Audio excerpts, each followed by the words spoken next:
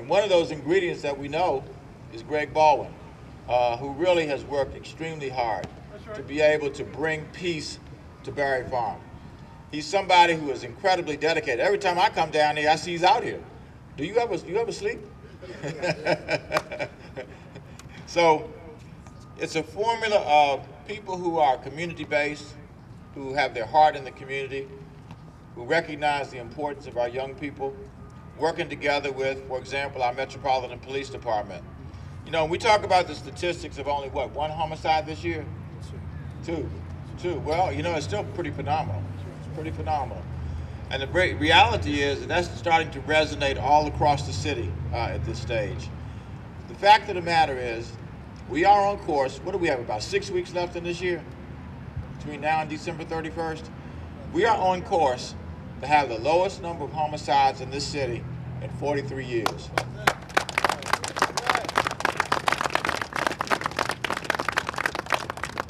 How you doing, Linda? Yeah. Another very, very strong community-based leader who's been a leader in Barry Farms ever since I've known her, and that is Linda Miller. Linda, thank you for what you do every day for our children and for our community. The fact of the matter is, so much of this comes from being able to lift up our communities, to create strong communities, and recognize, frankly, that many times the answer lies right in the community. That we can't go into a community and do to a community, do for a community. If you don't do with, you're not going to solve the problem. And there's so many problem solvers down here in Barry Farm, in Woodland, and so many of our developments across the city. And that's what we need to continue to do. We need to use this as a model of how we practice community efforts here in the District of Columbia. And that is reaching out to the natural leaders in our community, the people who have the ear and the attention of our kids. Must be game time, huh? Yeah, it is. Yeah, should we let the kids go? That's right. Tee it up. All right. Good luck, guys. Man, somebody told me it was they were 95 pounders, 90 pounders. I don't know, when was the last time some of those guys saw 90 pounds, man? But you can see how excited they are to be able to get out and play a game today. So, again, I have spent a lot of my career working with children in the city. A lot of my career, frankly, working in Southeast Washington because it is where I live. I live in Southeast Washington. And when you have a partnership between community, between children, and between our Metropolitan Police Department, we have a real chance to make progress. And frankly, it isn't just homicides that is a good barometer of that. That's the most dramatic one. And yes, having two is too many. But it's also the robberies, it's all the other things that are quality of life crimes that we're trying to solve here in the city. I just came from a celebration of the 100th anniversary of a fire department station house over on Pennsylvania Avenue, Engine Company number 19, where we recognize that in the city, 2 years ago, we had 19 fatalities from fire. In 2010, we had 11.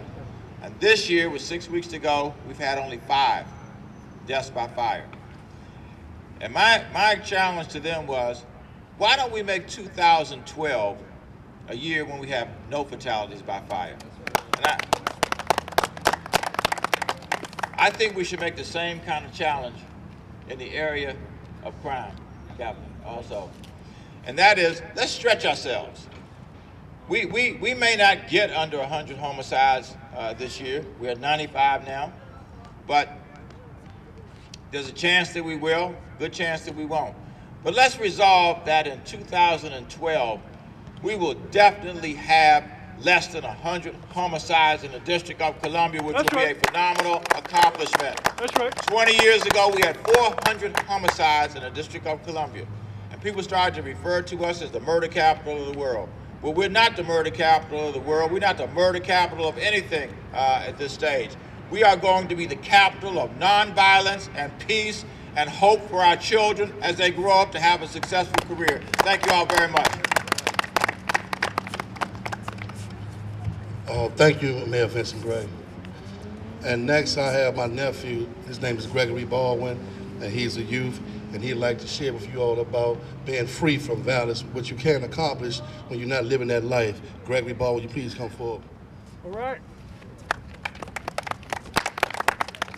Good afternoon, everyone. First off, I want to appreciate my uncle, Mayor Gray, and Mr. Deneau for coming out here today. And Ms. Linda for coming out here today to share their testimony and support everyone here in the Berry Farms community. Well, today my story is quite different from each and every one of these individuals here today.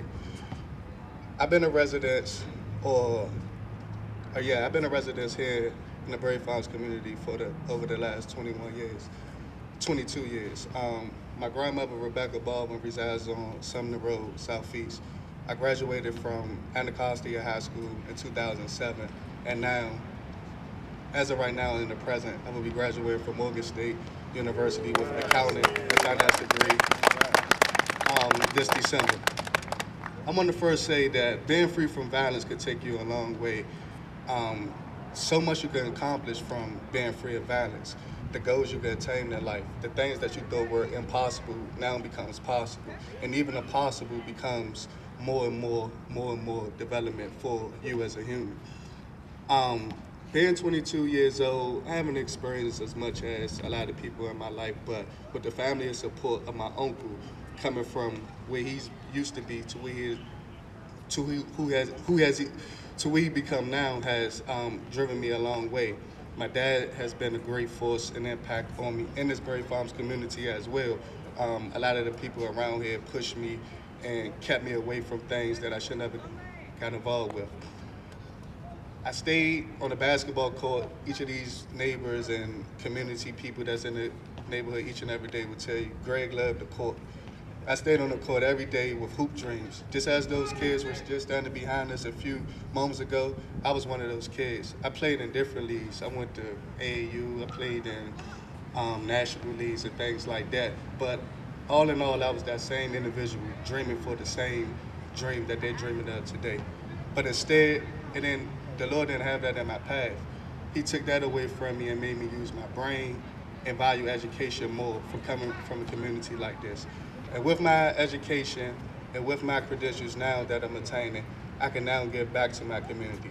I can show and develop the community of what I know, teach them about finance, teach them how to save a dollar, instead of coming out here each and every day and blowing their dollar on things that we think are the right things, the cars, the clothes, the jewelry, just for the things that people, the bad guys, like to target you for. That's how some of our violence happen in the community. People get robbed for those type of things. People get taken away for life for those type of things. But if we take our money and value it the right way and invest it in the right place, we can go a long, long way. And staying away from violence is a part of it. Thank you, and all have a blessed day.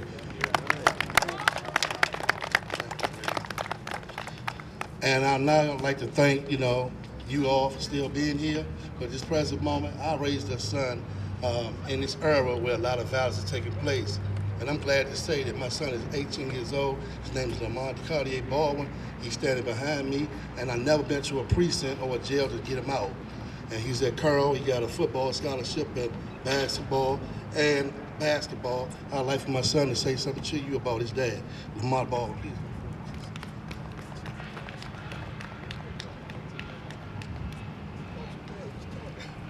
Well, my name is Lamont Baldwin. Gregory Baldwin is my father, who's a great man.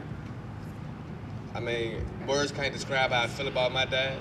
He molded me into the man I am today. Right now, I'm at Archbishop Carroll. I have over 18 football scholarships to play football.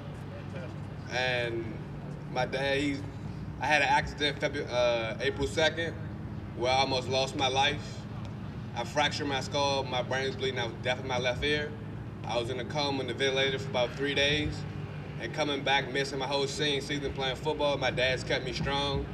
My cousin Greg, my grandmother, my uncles, my whole family, the Berry Farms community, they kept me going with me to stick out with my grades and everything like that. And my dad, I just don't know what I'd do without him. He's my best friend, he's my dad.